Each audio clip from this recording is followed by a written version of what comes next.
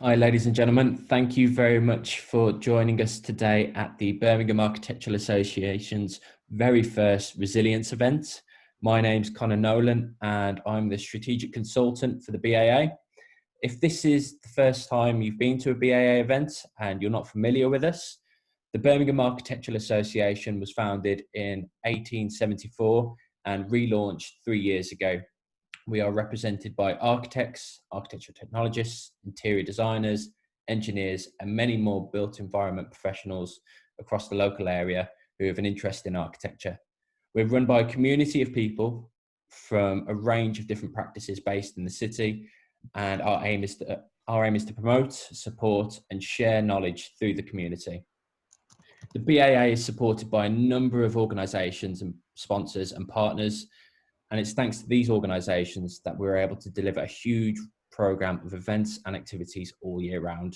I'd just like to say thank you to our partners, Alamure, Ibstock, Marley, Delta Light, FRA, Taylor Maxwell, Allgood, Armitage Shanks, Milliken, Kitchen Gallery, Altro and Rayners.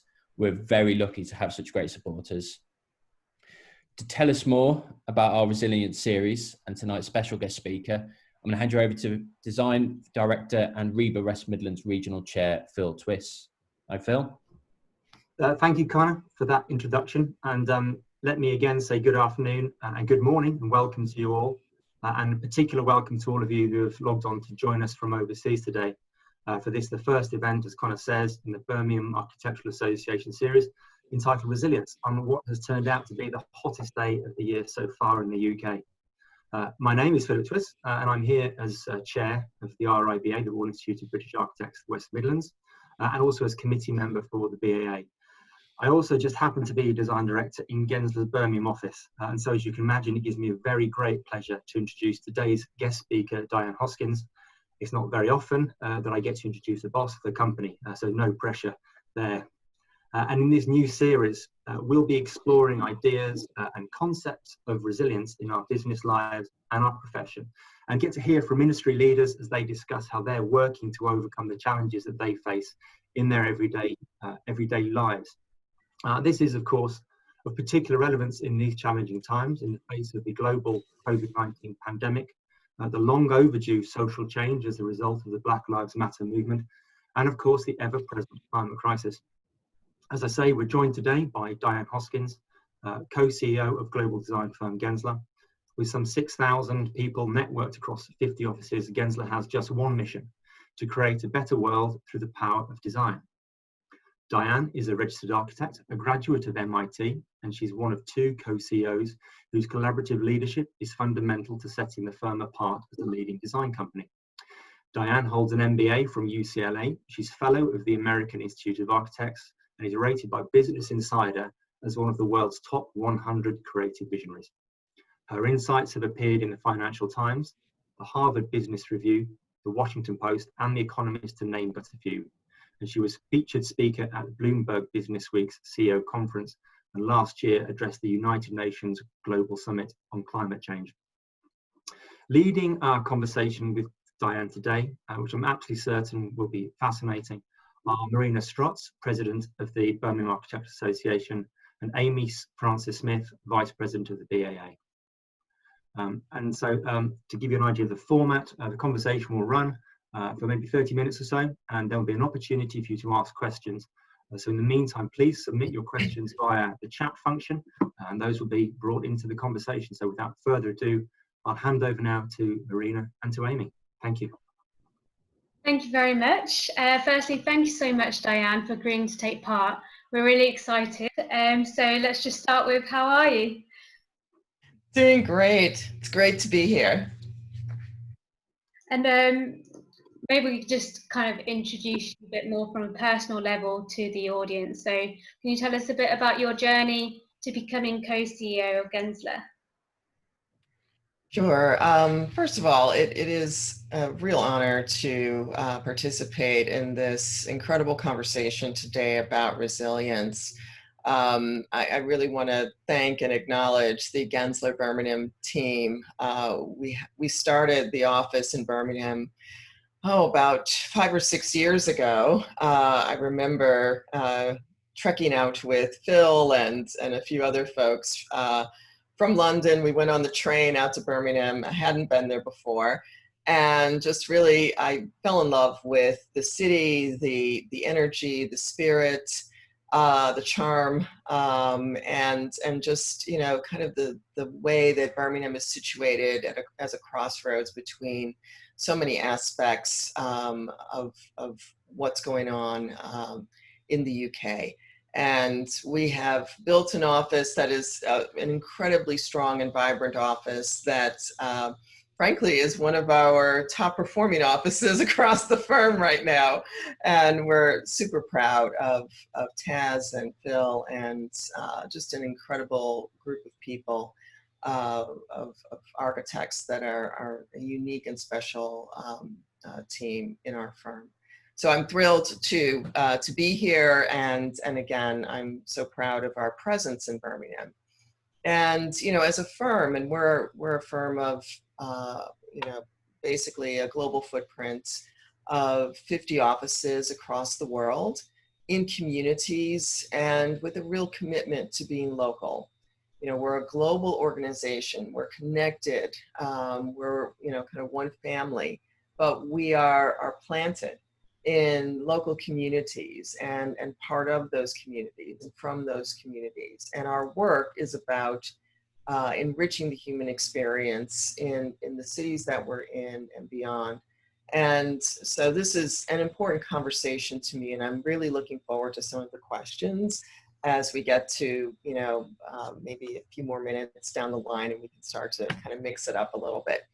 So Marina, just, you know, to answer your question about, you know, my journey to becoming CEO of Gensler, you know, I guess, you know, starting from the beginning, I grew up in Chicago, which is just like you guys are kind of in the middle of your landmass. Chicago's in the middle of the United States, and you know, we're not the largest city in the country, but you know, for most of my growing up, Chicago was the second largest city in the United States. It's now the third largest because LA is now the second largest. But you know, Chicago was always a city that, you know, had great architecture. And in fact, some of the first skyscrapers in the world were built in Chicago by Chicago architects. And so it always had this amazing, rich history of architecture. And I kind of like to say that in many ways, I became an architect because of the place that I grew up in, and because of seeing the skyline and the, you know, and even cab drivers. And I mean, everybody kind of is into the architecture and can name architects and, you know who the architects are that built and designed the city. So it's kind of in the fabric of Chicago. But, you know, also, and I'll also add, you know, from my background, people always ask me, so, you know, where are you from? Or because they kind of see some things and they're like, you know, and I'm, you know, of mixed race heritage. My mother, her parents are from Denmark, and my father is African American. And, you know, we are a family that, you know, again, really spans, you know, many different kind of points of view from, you know, when we grew up. I mean, there were 5 kids in my family, and my mom and my dad and my grandparents from Denmark also in the house. So it was a big family, lots of, you know, 3 generations, you know, the whole racial dynamics, and growing up on the south side of Chicago, which was a predominantly Black neighborhood. And so really kind of, you know, living many, many cultures all at the same time. I think that, you know, brought a certain breadth in how I think about things, how I see things.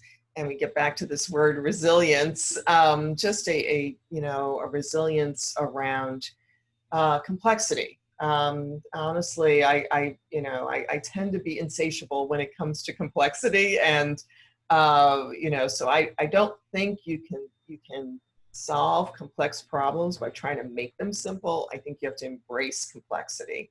And that is, for me, one of my, the ways that I have built resilience in myself and in my career, and in some ways at Gensler, which sometimes we look at our org chart and it's very complicated. I'm like, no, it's not complicated. The world is complicated. We're trying to, really connect with the world outside our doors. So let's not try to make it simple. Let's try to connect. Grew up in Chicago. I really literally from the age of about 9, which I think many of us in the design and architectural world kind of got that kind of sensibility at an early age. My mom was someone who really believed in kind of feeding our interests, and she knew from when I was pretty little that I loved the building blocks, and so I always had things to build with coming up, and Legos and every kind of something or other to build things with. So really by about 9 years old, I really was like, I want to be an architect. And most of my, classmates were like, what is that? Or, that's kind of weird. But that was what I wanted to do. I had a very big stubborn streak also. So I always stayed with, that's what I wanted to do.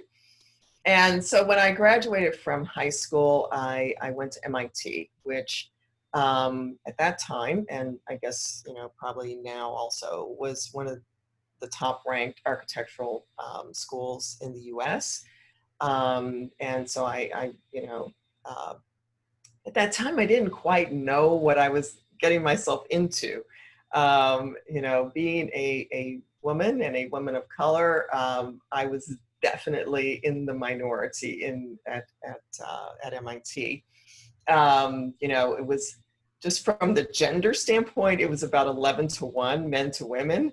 And out of a class of about 1,000 students, I think there were 18 Black students. So, it was really kind of, again, this building of resilience, this building of self-knowledge and identity and confidence.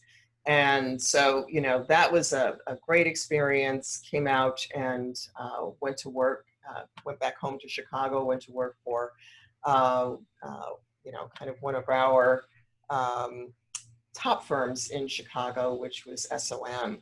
And, they were hiring, and, I heard they were hiring. So I went in to interview and all of that, and was, thrilled to get an opportunity. It wasn't like I was trying to work for a big firm. It was more that's where the job was. So, I like, let me try this. And I found that I kind of loved the type of projects that you find at that kind of a firm, and really started to realize, maybe that was where my skills were, and my passion was to get involved in these kind of big buildings and larger projects. I spent a lot of time. I didn't stay at that firm. I worked at other firms, other places. I even went back to school and got an MBA because I wanted to, you work on these projects. You're like, oh, there's the client, and the developer was the client on so many of the projects. And I was like, well, maybe that's what I want to be, is the developer, because they seem to be the ones that are kind of making the project happen. So did the MBA and actually went to work for a developer, a group called Olympia New York. Got a taste of that and what that was all about, and realized, I really prefer to be on the creative side of the table. And even though I've got all this business knowledge from my MBA program, and I do have, that side of me, I still prefer to be on the creative side of the table. But at the same time, it was a great experience to then kind of understand what drives the decisions that our clients are making, and what are their constraints and all of that. So I felt like that was a great experience on my journey to be a better architect, but that wasn't where I wanted to land in my career. So, came out of development, worked for another firm on the West Coast of the United States, through a whole series of just, serendipity, I'll call it, happenstance. And this is another kind of theme in my life. I really believe you got to kind of, when there's an open door, just go through. You don't know where it's going to lead, but if it's a good thing, say yes.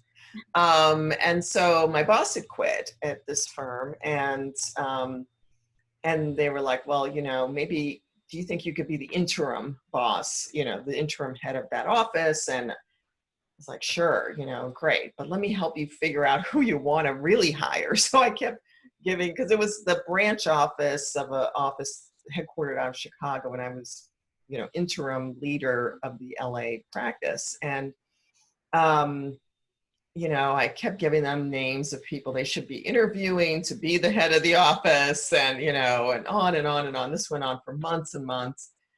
And finally they came back to me and said, well, why don't you just stay the leader of the office? And at that point, I'd kind of gotten, pretty comfortable with it. And I said, okay, even though I didn't really see myself as that kind of person leading, a practice, everyone around me was just so, the team was so wonderful. And, I was like, yeah, I think so, if that's, what everybody wants. And had a great run of 2 or 3 years in a very tough recession in the early 90s, leading and rebuilding a practice in Los Angeles.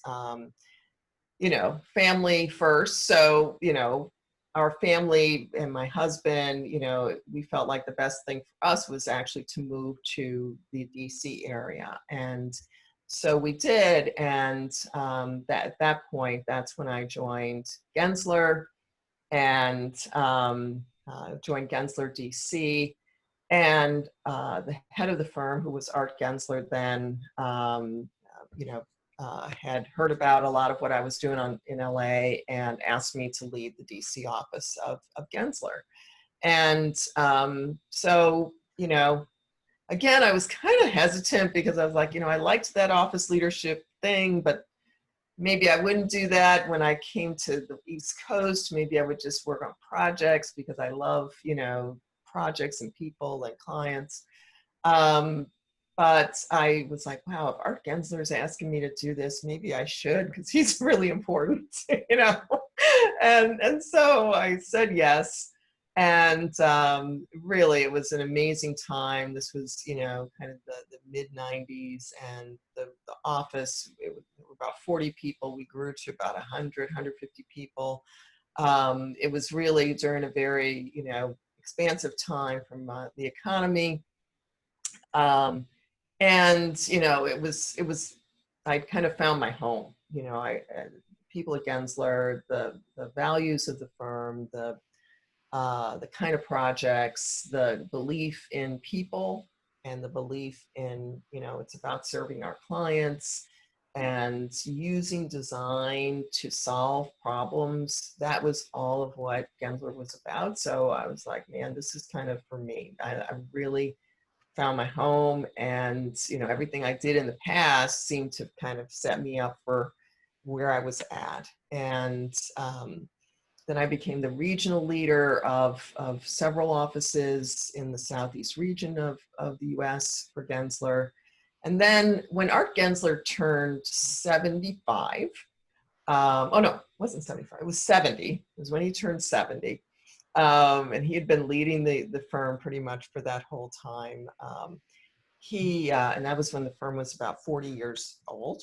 He started the firm, at 30, and he was turning 70, and he decided that it was time to turn over the reins of leadership, and, selected me as one of the co-CEOs of the firm at that time.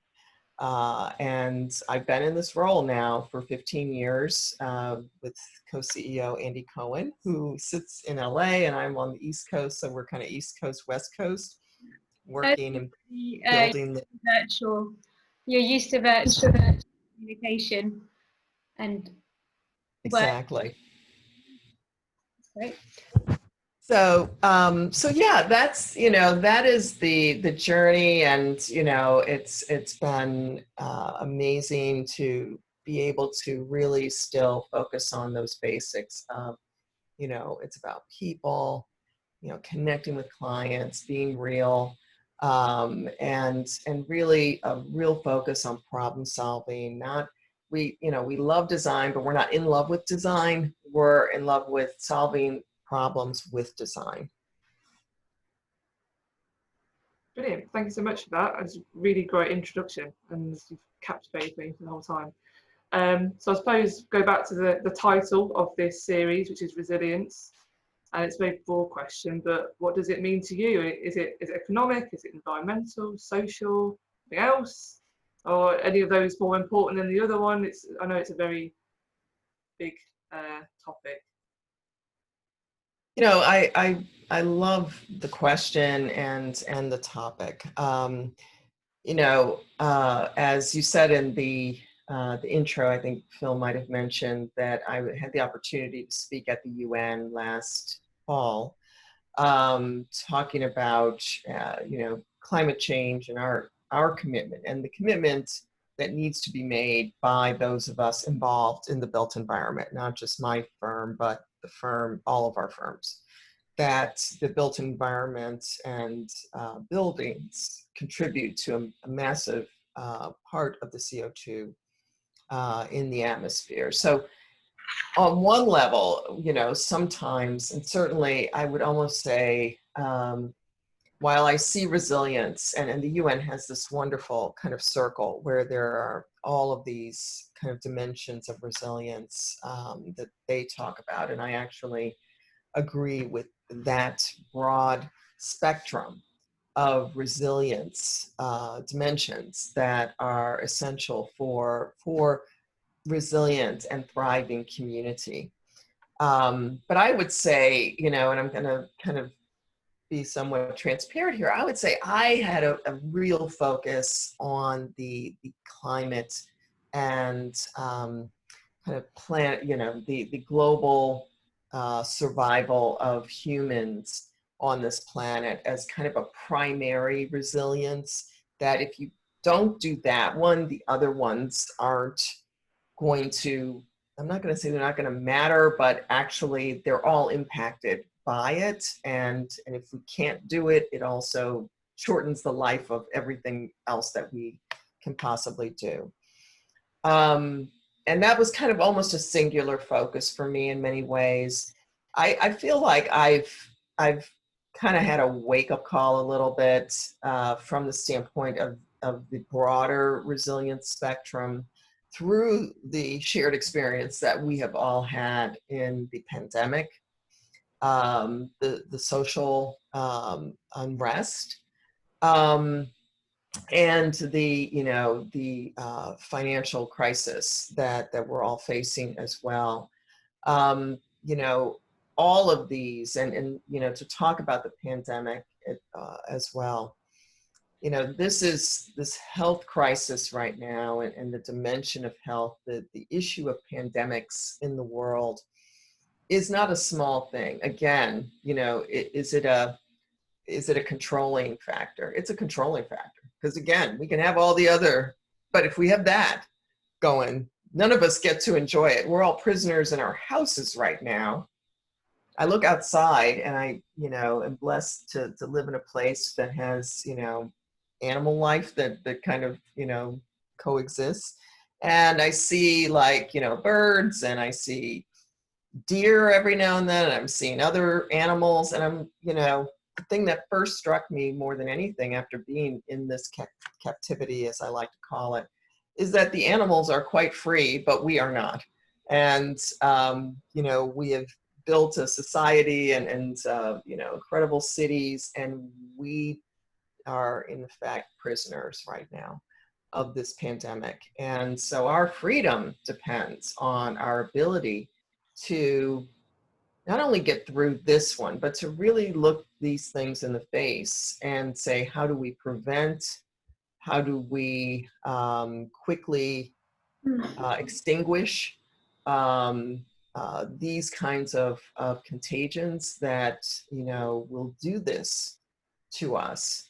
And, you know, obviously an economic fallout, I mean, it has, you know, massive potential for destruction. So the seriousness of the threat of pandemics has, to me, made this issue rise to that level. And the new awakening, if you will, of the depth of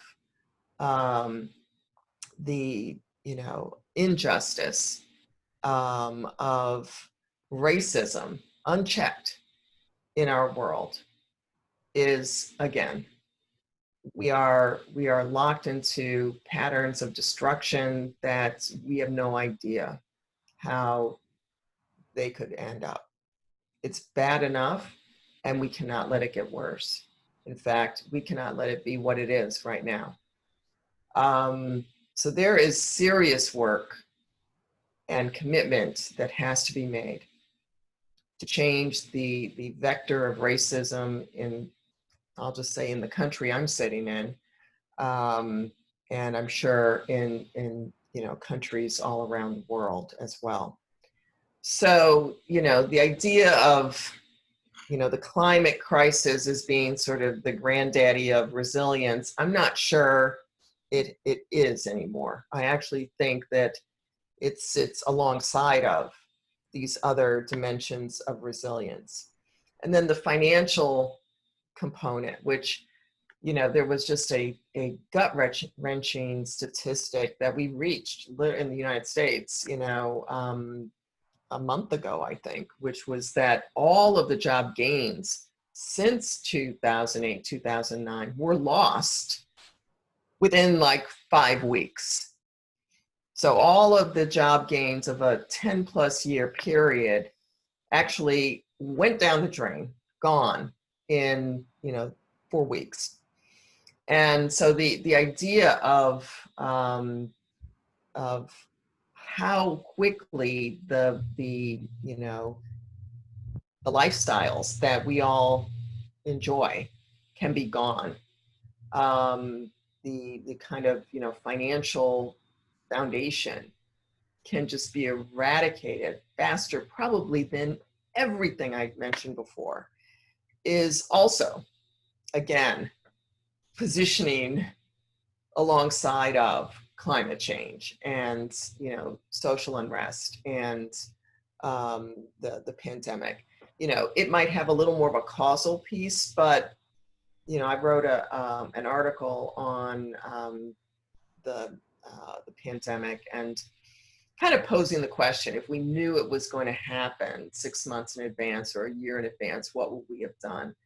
And one of the things we would have done is to create a way to handle it without dismantling our financial foundation. But because it hit so fast, we had to basically dismantle our economy to be able to live.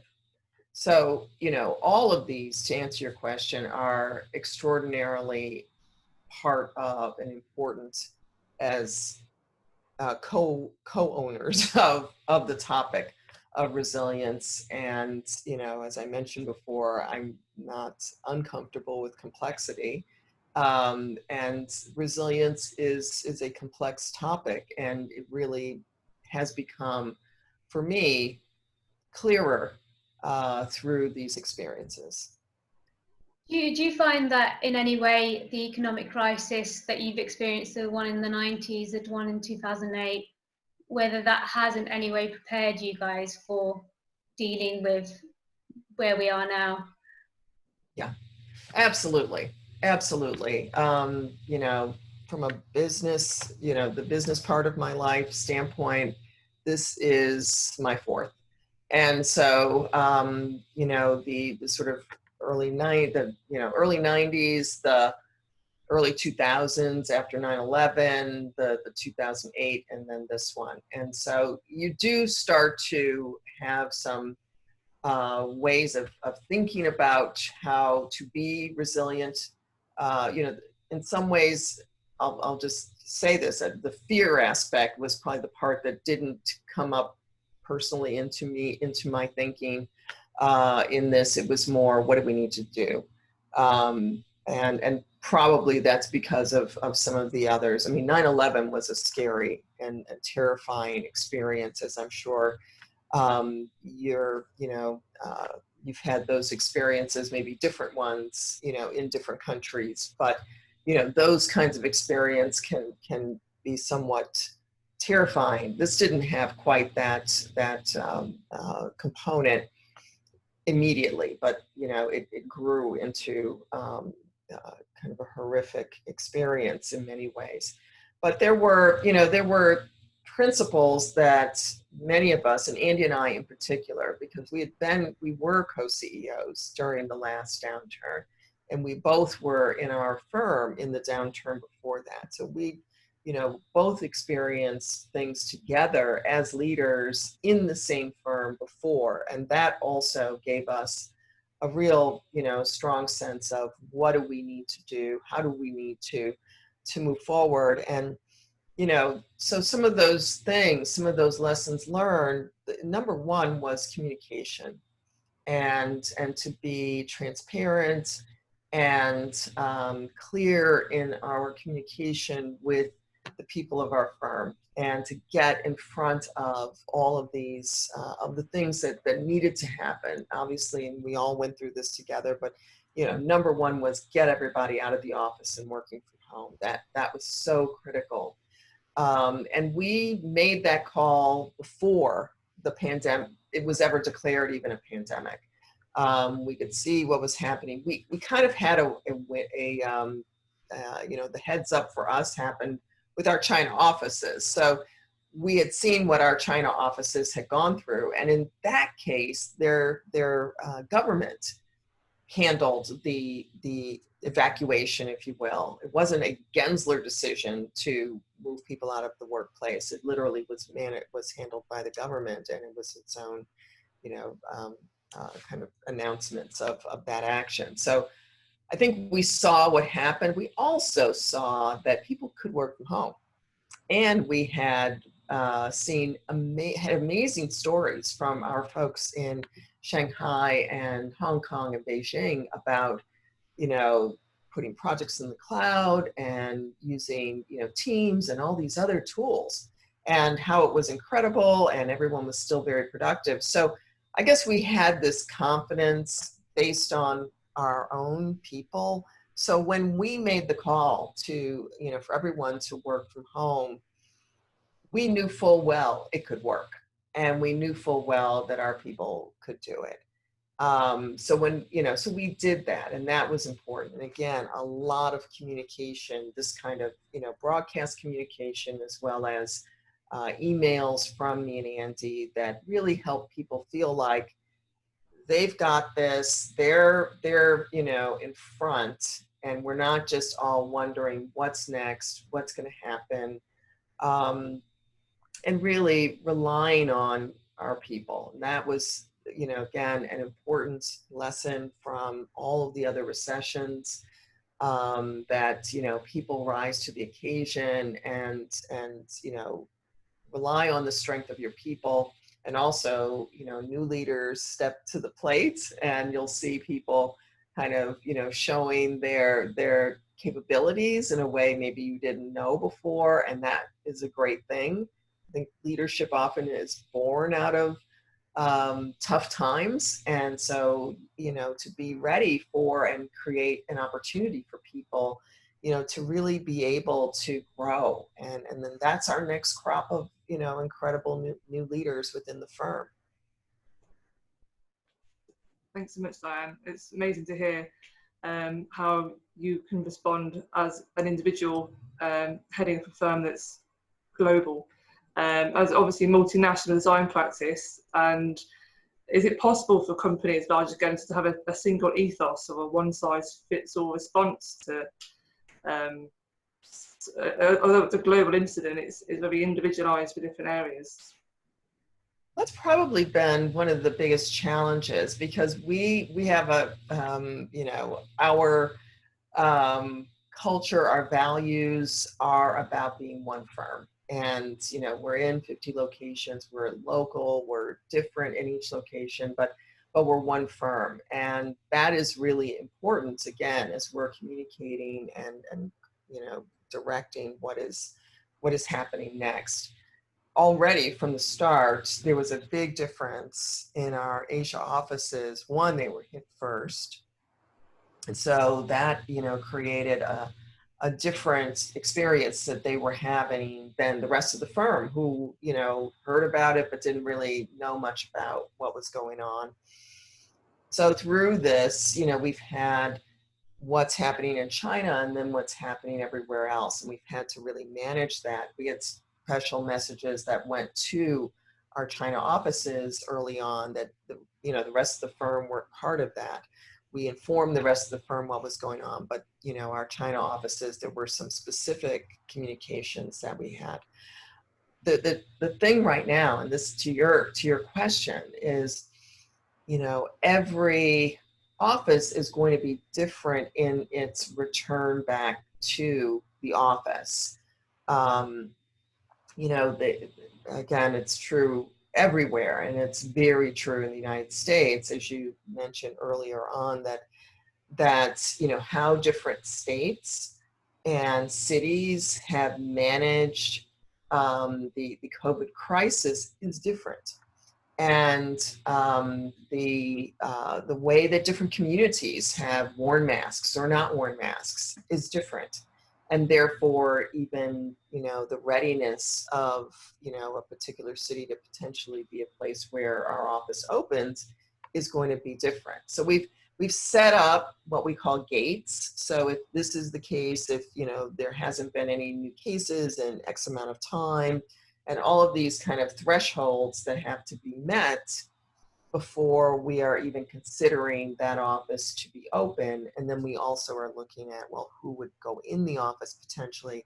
That has a series of gates as well in terms of, people's own individual situation. So it's a very complex environment right now because, decisions, the firms, right now, even I'll give you another example. We have a travel policy that's for the whole firm. And right now we're not getting on planes. And, of course, here comes an office where there's a client who wants a team to go to their, a location in another city on a plane.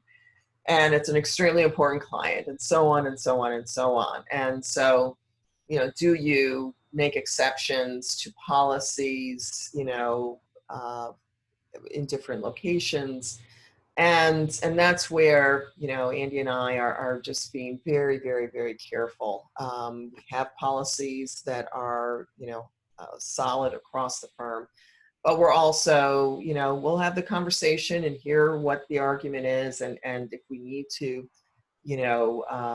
do something slightly different, but then put a ton of requirements around it as well, that if that happens, then that person has to quarantine over, for 2 weeks after they get back or whatever it is.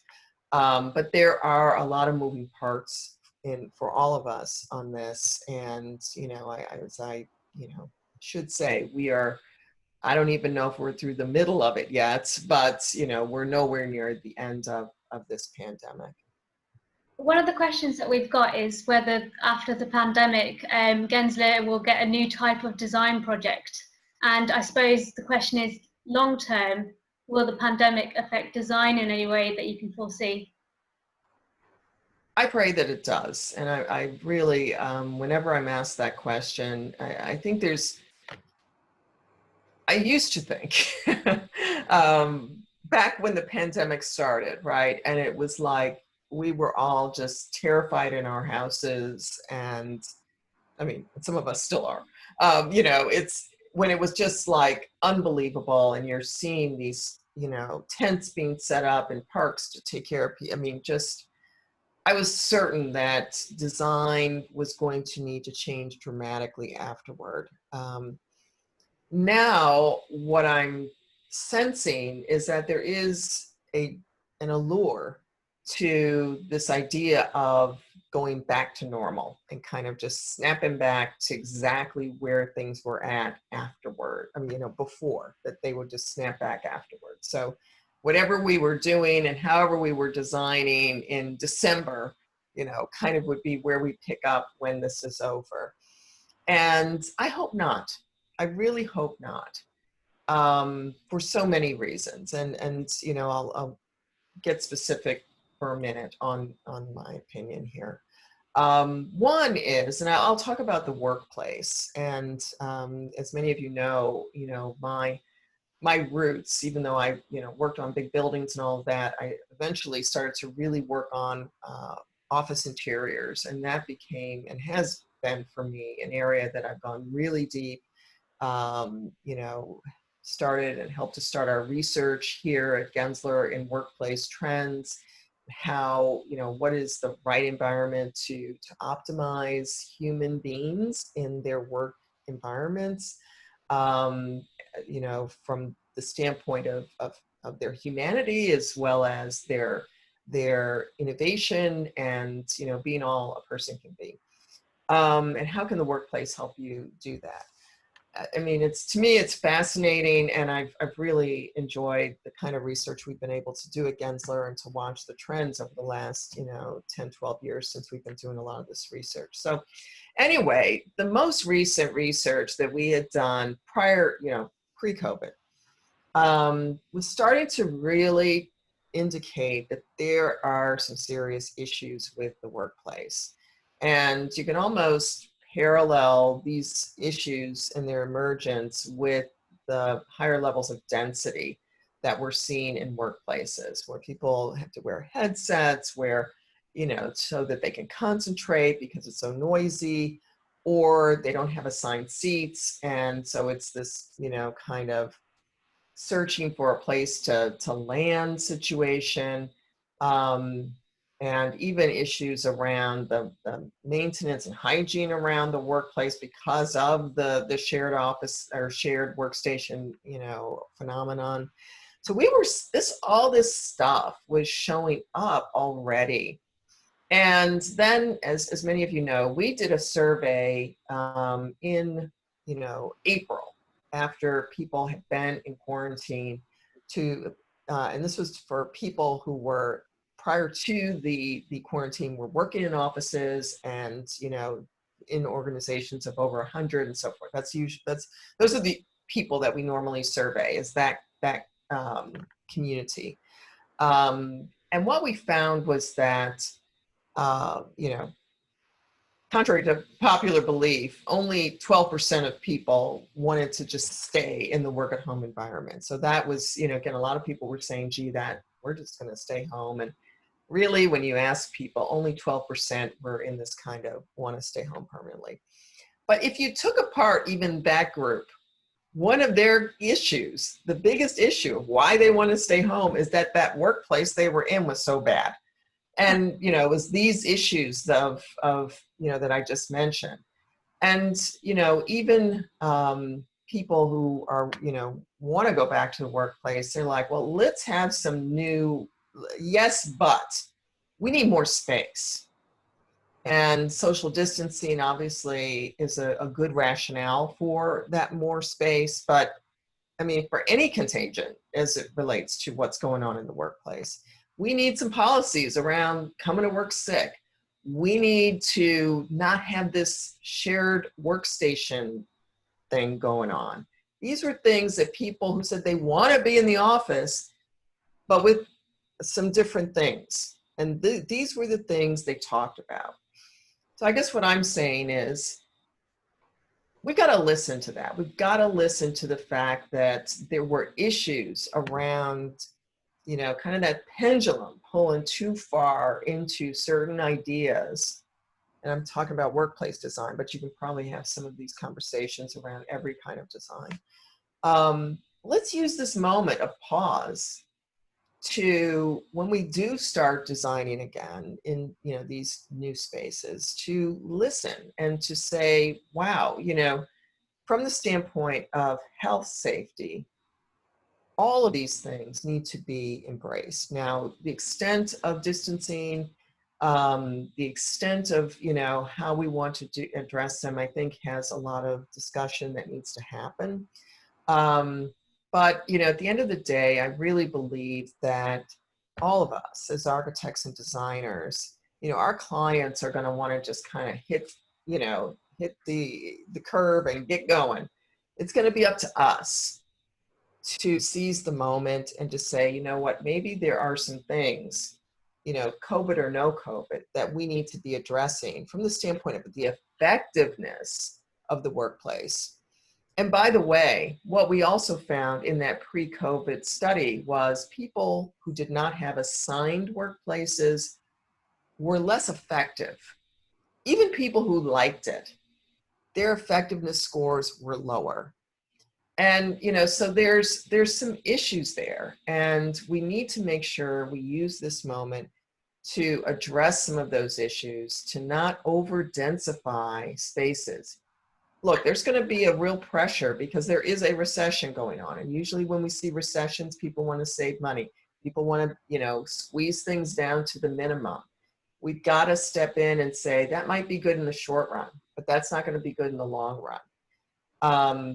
So, you know, again, I guess where I want to go with this is it's an opportunity to rethink some things, but it's going to take the courage and boldness of designers and architects to have real conversations and say, you know, there are some ideas we need to put on the table right now, things we've learned and ways of creating a better, you know, whether it's a workplace, a sports stadium, a convention center, a hotel, a, you know, office building. There's ways that we can do it better.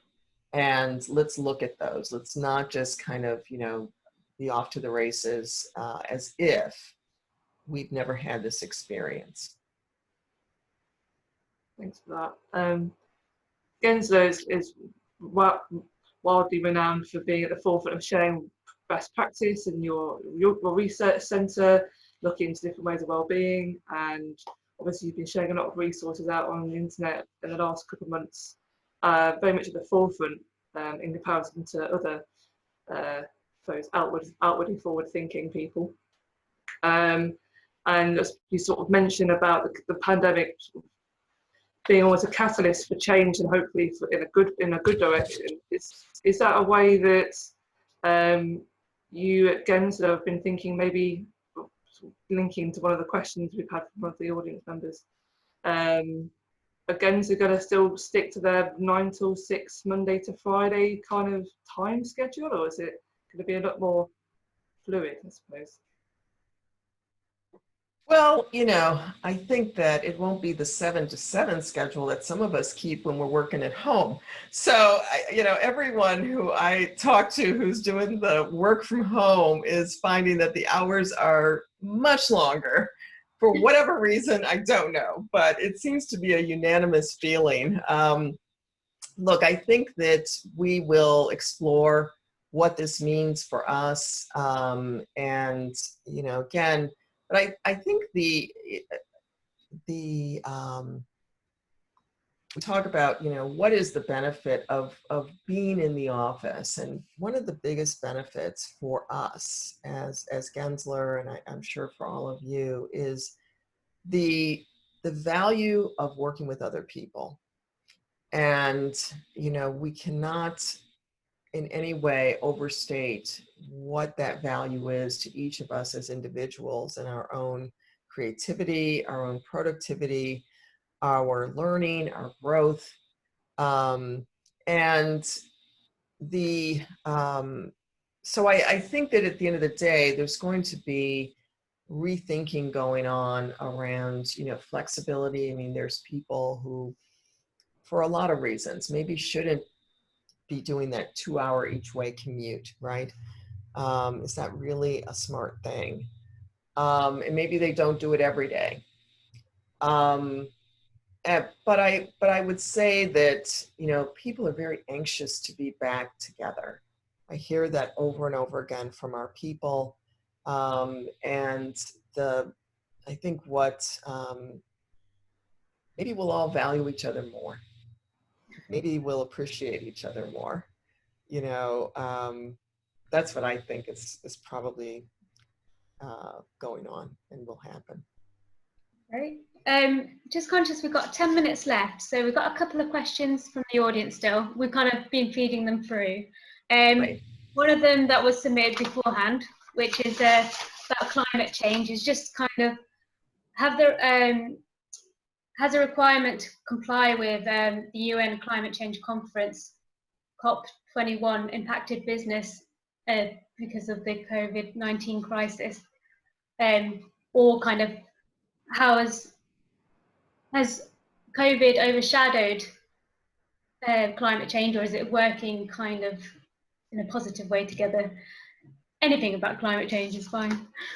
Oh, I get the question, and I think it's a really great question because, man, when this COVID thing hit, what I think the biggest fear that I had, and also what I was hearing from people, is that no one is going to focus on climate change anymore, that they were just going to, that this was now pretty much the singular focus was going to be COVID and pandemics and so on, and climate change was going to have to take a back seat. And that, you know, that really, in my mind, is again this kind of, you know, false premise of, you know, one is more important than the other, that we all want to do in our sort of mathematical minds or something, when that's not the case at all. And in fact, I mean, you know, if you get into a little bit of the science around even the pandemics and the fact that there's going to be more pandemics, there is some of the science literature that is saying that, you know, as species get weaker and weaker, that the ability for pathogens to find a host in weaker animals grows. And that's where a lot of these contagions and viruses come from. And so as we have climate change that you know, damages our animal life and our ecosystem, we have weaker animals, we have breeding grounds for us. I don't want to make anyone scared here, but it is not a good thing, but they absolutely interrelate. But to get back to your question of, you know, climate change or pandemic, what's been great to see, you know, is that now the climate change conversation has come back into focus. And you're seeing, especially, and I will say, especially in, I would say the non-US forums, because you know, in our central government, there has been a rejection of the you know, the Paris Agreement. And so it's become more granularized state and city and business level. Not to say it's not happening, but it's happening in more levels that are not the central government. But what I'm hearing from, you know, I sit on a couple of committees with the World Economic Forum, and so it's incredible exposure to what's happening in Europe and other places. You guys are linking resources that are going toward the pandemic and saying they also need to be, you know, focused on the challenges of climate change. So you're not wasting that, I shouldn't say wasting, but making that investment only about a singular issue, but saying, wow, investment is going forward, billions of dollars are going forward. Let's make sure that these other things we're trying to do are going to also, you know, be served through those resources. A great example, in a woman who was the former planning director for Toronto in Canada, she was talking about how they've opened up lots of streets for bikes only so that people are able to ride their bikes, because people don't want to travel on public transportation. In fact, public transportation isn't ready yet to, you know, provide the safety that it should and hopefully will when certain things are done to it, but that people are able to ride their bikes. They've opened up all these streets, not unlike what we've seen in, you know, certain cities around the world. But, you know, that has that great dual purpose of health, safety, and, you know, the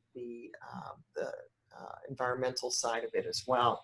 And so what I'm hearing a lot of is the bringing together of the issues and saying, if we're, you know, that we're going to solve for both, we're going to make sure solutions are doing the job in both areas. which, you know, is exciting. But even more so that the climate conversation now has come up again. I think people are starting to realize, wow, things can happen, and they can happen quickly, and they can literally take away everything we think we have quickly, and it can be out of our control. And it's over there in that kind of nature world. And this is where this whole climate, you know, conversation is. It's things we do that can hasten a problem, or, you know, slow it down from happening, or maybe prevent it from happening. Wouldn't, you know, if we had a year ahead of us on this pandemic, would we have done stuff? Well, we've got those years right now on this climate catastrophe. And, you know, I think a lot of people are connecting the dots. Is everyone connecting the dots? No. But a lot more people are connecting the dots and realizing there's a lot that's near and dear to all of us that's at stake here. And it comes real close to home real fast. It's not going to be those people or someone over in another country, in another world. It's going to be right in your own neighborhood. And, you know, so it made it real that these things happen and can happen. And it actually helps us in the climate change community to get people's attention. Not that that was the way we want to get people's attention, but it has brought that other conversation forward, which I think is a good thing. First, just don't want to keep you for too long, but just one last final question. It's partly based on one of the Q&As that have come in from the audience. Sort of looking forward really to the advice you got for the next generation, but trying to suppose they're sort of emerging into this quagmire of negativity and problem facing and overwhelming situations, and potentially another recession, so the jobs are going to be harder. And just didn't know if you had any kind of pearls of wisdom to give to the younger architects. Yeah, well, first off, not to be afraid. Don't be afraid. Secondly, and I'll just go back to my own experience. You know, when I took on that office in Los Angeles, it was in a recession. It was a horrible recession. I mean, the first thing I had to do was, you know, let go of some people. And I mean, it was a tough time. I learned how to go and find work. You know, I did fire station renovations, and I mean, it was like I found projects, I found work in a recession, and I became good at understanding the market. I became fearless in finding opportunity and connecting with people. I loved the people I worked with and was, you know, transparent in bringing opportunity to them and partnering with them as peers. And it was really the muscle, and it might not have been on a, you know, that wasn't a billion-dollar company, but it was the muscle I learned from that tough time that actually created my strength for the rest of my life. And I feel for people who only have known the last, you know, whatever years where it's been more robust and it's been, you know, like, so whatever, great. Not to say those aren't great times, but you build the muscle during these times. And so don't be afraid to build the muscle, because it's going to create the strength that'll last you for a lifetime. So I think it's like, be fearless, you know, go forward, do projects that may not be so glamorous. It's okay. I mean, I did so many, like, you know, renovation of this and whatever of that, and go survey some industrial buildings or whatever. It's that muscle you build, that understanding of your clients, getting to know the dollars and cents a little more, you know. Those are the building blocks of your career going forward, and it's going to be your springboard. So, you know, seize the moment. Wow. That's beautiful. That's a really nice note to end on, I think. And thanks so much, Diane. I really appreciate you taking the time to chat to us all today. And again, and for all the team at Gensler. So thanks to Phil, and I suppose say thank you to my committee as well, or our committee, I should say, and all our sponsors. And thank you all for joining us today. I don't know if Phil Connor wanted to say anything. A few last words. No. Put me on the spot at this point, didn't you? I mean, I think just thank you, Diane, for coming to speak to us. Very, very engaged. And also thank you to everyone in the audience for submitting the questions to keep it going, because it really does help to make it such an engaging discussion. So again, thank everybody. There's a few hours of sunshine left. I think get out and enjoy it while you can. Thank you, everybody. It was great to be with you. Take care. Thank you very much. Thanks so Bye.